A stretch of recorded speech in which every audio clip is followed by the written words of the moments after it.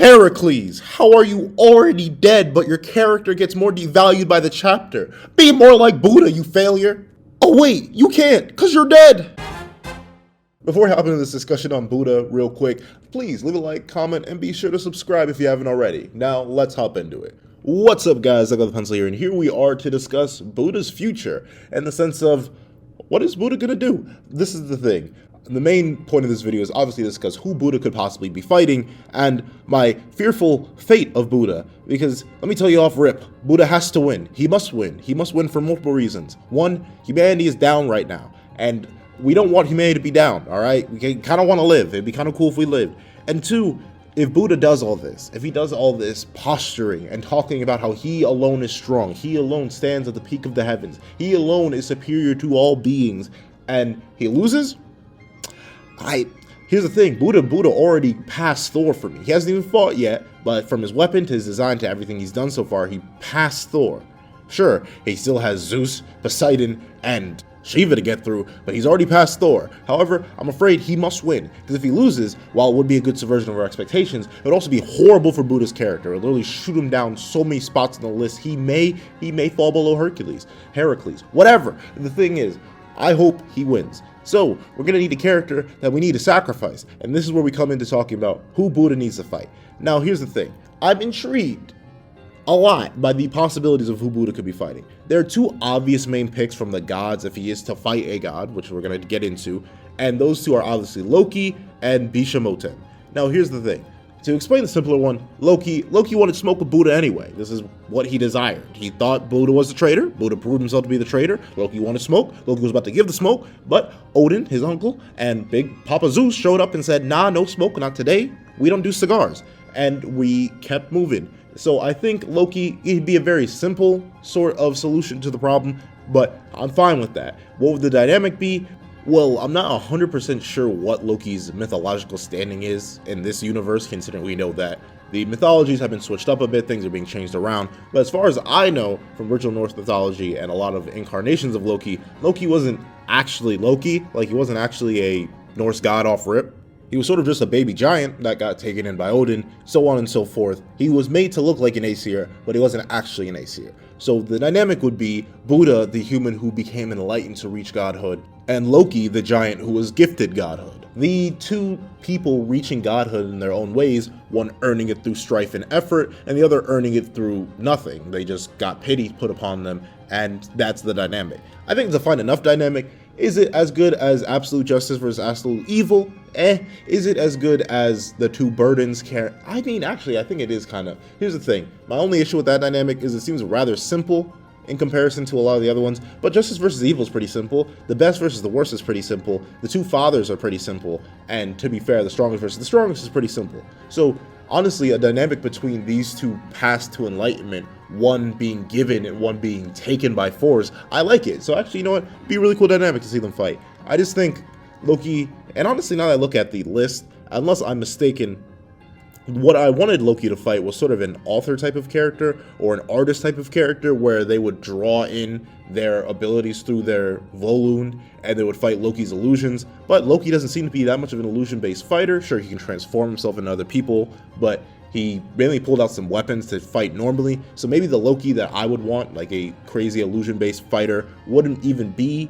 the one that we're getting in this series. So I would be fine with him fighting Buddha. I think he's okay to substitute because honestly, compared to all the other humans that he could possibly fight that are left over, I don't really see any one of them doing like a good parallel to Loki from a dynamic perspective. But that's maybe a possibility. It could work, it could not work. So there's that. And then there's moten. I think that's the more likely one out of the two between Loki, because I believe the theory is 100% now that this has been explained to me after the last chapter review. Thank you guys, by the way, for explaining that to me.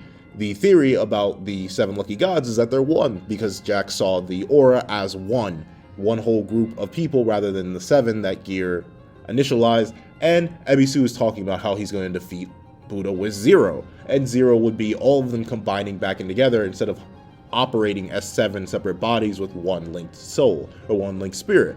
And I would like that, to see all of them fuel themselves into moten, and moten finally pass judgment upon Buddha. And here's the thing, I'm wondering what the dynamic would be, because I don't know enough about Bishamoten. I just know he's one of the 7 Loki gods. So seeing him go up against Buddha, this person who actually that could kind of work too. The person who avoided judgment by making themselves the judge, jury, and executioner, and Buddha rising to the heavens, versus Bishamoten, person who stood amongst the heavens that split himself up into multiple people in order to guide and control the gods.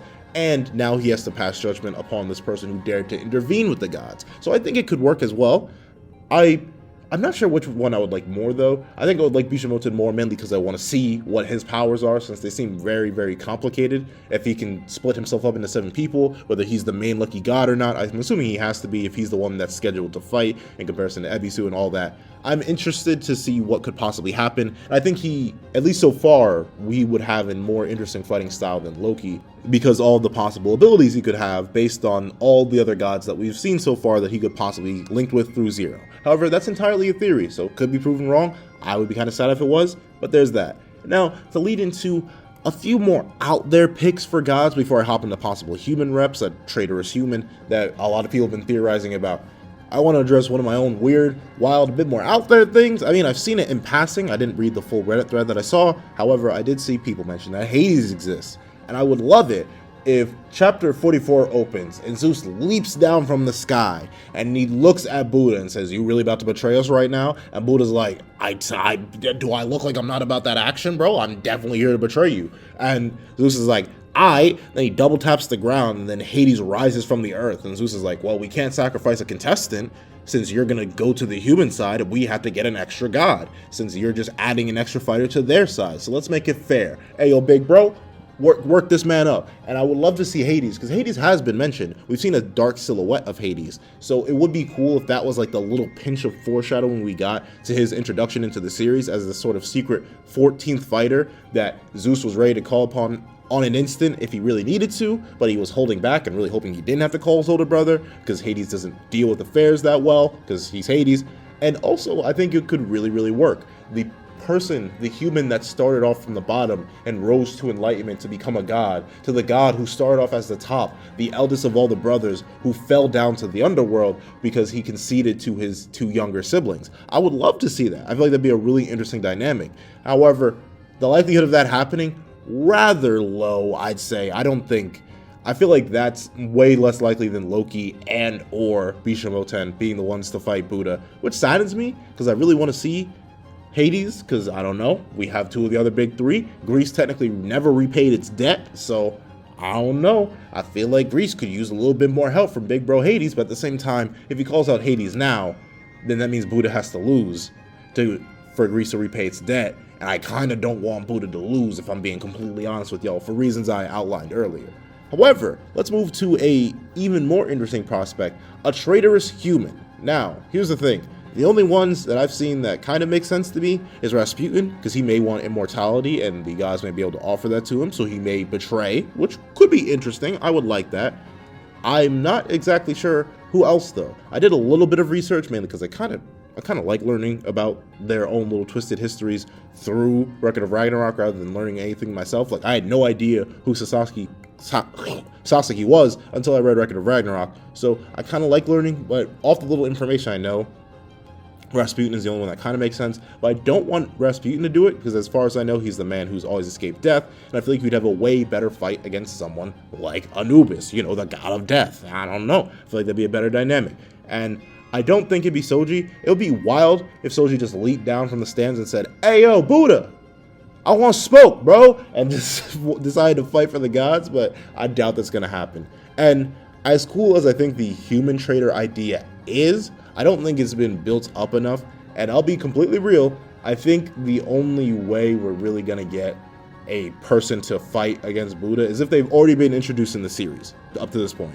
I don't think the author is going to take the time in chapter 44 to introduce a completely new character that we've never seen before up until this point and then throw them against Buddha, because I don't know, I feel like it would seem less satisfying, especially since we have so many other options built up. And honestly, another random thing, I would like to see Zeus fight Buddha. I don't know why. I feel like it's weird that the mangaka showed us that Zeus is fully healed up now, and he specifically didn't use a weapon against Adam because he figured Adam was inferior, which Adam ended up being.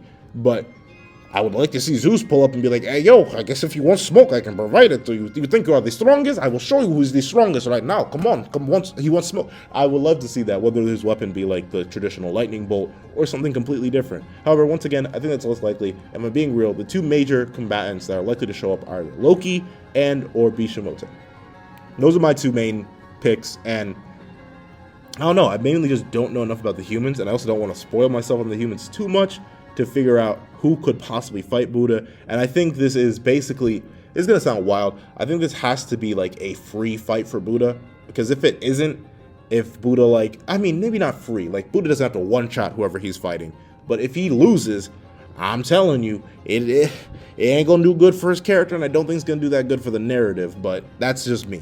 How another thing I want to talk about before I end this video is I want to wonder what Buddha is going to fight like, because I'm not sure exactly what that staff of his is. Like, I know it's some sort of weapon, but I've seen something like it before, and I'm wondering, is it just a blunt staff? Can he just swing it around and do damage like a pseudo hammer? Does it have special properties? I know it has all these writings on it. I'm intrigued. I'm really intrigued to see where it goes. And honestly, I just want to see Buddha fight. Like, this is the thing that always intrigued me from the moment that Buddha was introduced. Since he was always so confident in himself, I always assumed that Buddha was just strong. Like Hermes kind of strong. Like, he doesn't look like it at first, but if you try to catch him lacking, he's gonna lock you up. Like, I think Buddha's going to be a very powerful god, and I think necessarily he must be a powerful god. He must win this match. And if he doesn't win this match, I don't know what to say. That's the biggest fear, because a lot of y'all in the comment section were like, I don't know, bro. I feel like Buddha's gonna die. And the sad thing is, I completely agree with you. And that's what worries me the most, because I'm like, there ain't no way they're gonna do Buddha like this, right? Like, they're not gonna make the big bad traitor just lose. And at the same time, I'm like, but do they have to make the big bad traitor lose? Because I don't know, we're in a really weird spot, because the gods are down a contestant, the humans are up a contestant. That means the battles aren't even from this point. So if they lose if they lose a god, then the gods are just down in general. But if they lose a human, then things are equal again. So if a human fights, it would make sense, but at the same time, not as the only human that we've really been introduced to is Soji. So if they just bring out a completely random human to fight Buddha, who's suddenly a traitor with no buildup at all, while it could make sense tied into their backstory, which is explained later, I feel like it would be better to use either moten or Loki right now, because these are two established-ish characters who have motivations to fight Buddha, could provide interesting dynamics to him, and honestly, I really just want to see Loki get smacked by that gigantic spinning stick. But that's all I have. I hope you guys enjoy, and I want to know what you guys think. Who do you think Buddha's going to fight? Do you have any interesting hot takes for who Buddha could possibly fight? Would you like to see Hades pop up? Would you like to see a previous character that we've seen pop up? What do you guys think? I really want to see this, because this is an interesting discussion point. And I know people are going to be like, why don't you just wait another month for the chapter to drop and then we can just see it? Because I think this is a fun point to speculate on. Like, I'm glad I'm reading Record of Ragnarok now as it's coming out, because as much as I hate the monthly wait, it also leads to these interesting conversations and dialogues that I like doing with series like this, considering this is completely revolved around fighting. So please, tell me your hot takes, tell me your cold takes, tell me your lukewarm takes. I'm ready to hear them all in the comment section down below. But thank you guys so much for watching. Please remember to like, share, comment, and subscribe, and I hope you guys have a wonderful day. This is That Guy with the Pencil, writing off.